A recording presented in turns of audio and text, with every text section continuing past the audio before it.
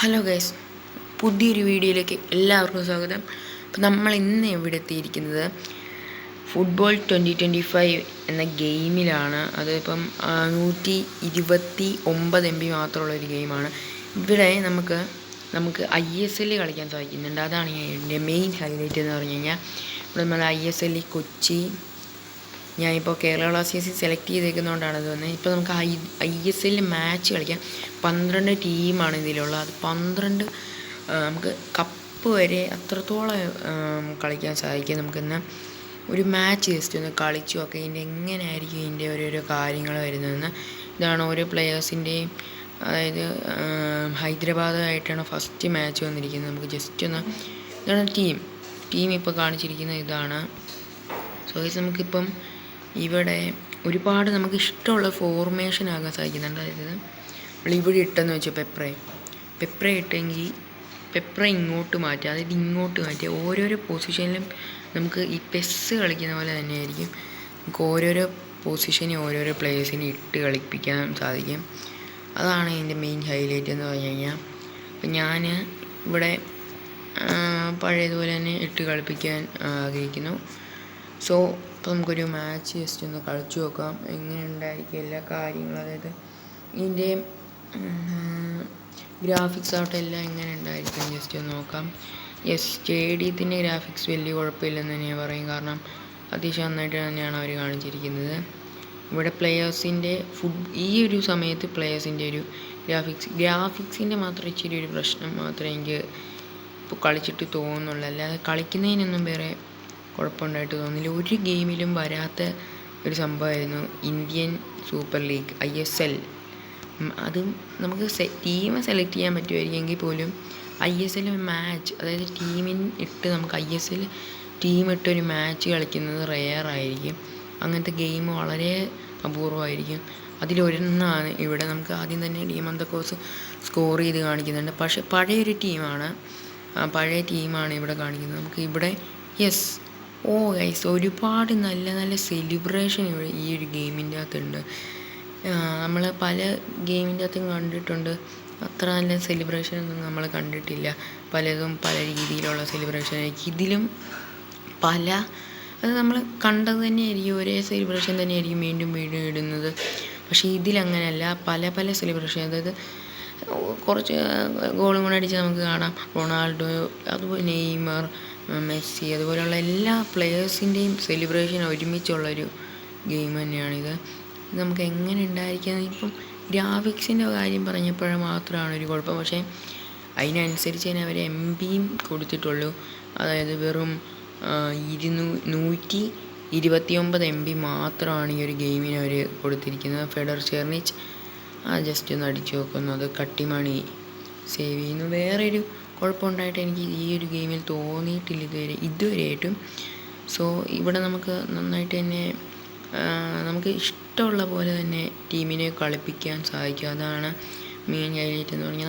എനിക്ക് ഏറ്റവും ഇൻട്രസ്റ്റിംഗ് ആയത് ഈ ഒരു കാര്യം തന്നെയാണ്. ISL ഇത് കളിപ്പിക്കാൻ സാധിക്കുന്നു, അത് തന്നെ ഒരു ഇൻട്രസ്റ്റിംഗ് ഫാക്റ്റ് തന്നെയാണ്. കാരണം നമുക്കിപ്പം നമുക്ക് വേറൊരു രീതിയിലുള്ള ഗെയിമാണെന്ന് വെച്ചാൽ PC കളിക്കുന്ന നമ്മുടെ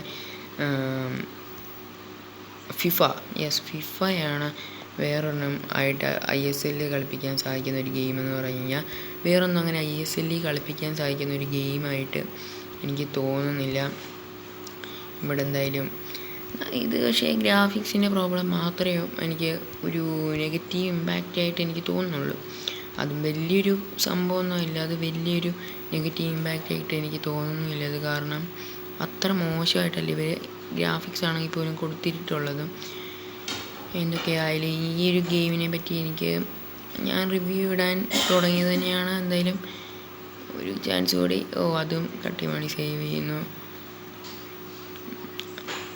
പിന്നെ അതുപോലെ പേരിൻ്റെ ലെറ്റേഴ്സ്, അതായത് ലൂണയ്ക്ക് പകരം ബ്രൂണ, ആ രീതിയിൽ ചെറിയ സില്ലി മിസ്റ്റേക്സ് മാത്രമേ വേറെ കുഴപ്പമുണ്ടായിട്ട് എനിക്ക് തോന്നുന്നില്ല. സോ നമുക്കിവിടെ നിന്ന് പെപ്രെ ഇറക്കി നോക്കാം. രാഹുൽ KP. നമുക്കൊന്ന് കുറച്ചും കൂടെ ഒരു ഗോളും കൂടെ അടിച്ചിട്ട് നമുക്ക് ഇതൊരു വീഡിയോ നമുക്ക് നോക്കാം. നമുക്കൊരു സെലിബ്രേഷനും കൂടെ എനിക്ക് കാണാം. അതുകൊണ്ടാണ് ഞാൻ ഒരു ഗോളിന് വേണ്ടി വെയിറ്റ് ചെയ്യുന്നത്.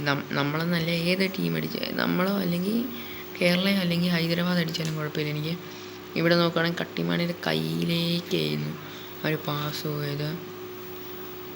And Kattimani to Muhammad. ഇതാരെ നമുക്ക് പകുതി പേര് മനസ്സിലാവില്ല, അങ്ങനെയൊക്കെയാണ്. അതുകൊണ്ട് തന്നെ അറിയാവുന്നവരെയൊക്കെ ആണെങ്കിൽ നമുക്ക് പെട്ടെന്ന് പിടി കിട്ടും. രാഹുലിൻ്റെ ഒന്നും കുഴപ്പമുണ്ടായിട്ട് എനിക്ക് തോന്നുന്നില്ല.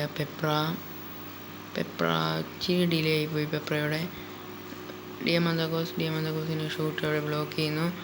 അവിടെ ജിക്സൺ സിംഗിനായിരുന്നു. മേ ബി അത് ജിക്സൺ തന്നെ ആയിരിക്കും അത്. ആൻഡ് ഫ്രെഡി, രാഹുൽ, പെപ്രയുടെ അടി വീണ്ടും ബ്ലോക്ക് ചെയ്യുന്നു. അവിടെ ഐബൻഡോലിൻ, ബാക്ക് ടു പെപ്ര,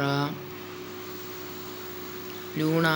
യെസ്, ഈ ഒരു ഗോളിനാണ് വെയിറ്റ് ചെയ്യുന്നത്. ലൂണയുടെ ഗോൾ തന്നെ നമുക്ക് കാണാൻ സാധിക്കുന്നു. ഇതാണ് പറയുന്നത്. Yes, game celebration. ഇതാണ് ഞാൻ പറഞ്ഞത്, നമുക്ക് നല്ല നല്ല സെലിബ്രേഷൻ ഇടാൻ ഈ ഒരു ഗെയിമിൽ സാധിക്കുന്നുണ്ട്. ഇടാനല്ല, നമുക്ക് കാണാൻ സാധിക്കും.